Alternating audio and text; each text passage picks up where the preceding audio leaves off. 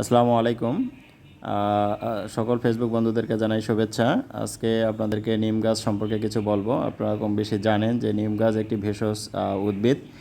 এর পাতা এবং ফল অত্যন্ত উপকারী। পাতা বিশেষ করে হচ্ছে পেস্ট করে এবং পাতার রস যদি খাওয়া হয় তাহলে কৃমিনাশক হিসেবে অত্যন্ত ভালো কাজ করে। আর পাশাপাশি এটি খোসপাচড়া, চুলকানি ও অ্যালার্জির জন্য অত্যন্ত ভালো কাজ করে। এটি গরম পানিতে ভিজায় রেখে যদি এই পানি দিয়ে গোসল করা হয় তাহলে খোসপাচড়া বা চুলকানি অনেকটাই চলে যায় এবং এটি অত্যন্ত উপকারী। আর বিশেষ করে যাদের চর্মরোগ রয়েছে তাদের জন্য নিম পাতা অত্যন্ত উপকারী একটি পাতা এবং এটি পাশাপাশি খুশকি দূর করতে সহায়তা করে এবং মাথার যে ত্বক এবং চুল ভালো রাখে এবং এটি অত্যন্ত একটি উপকারী।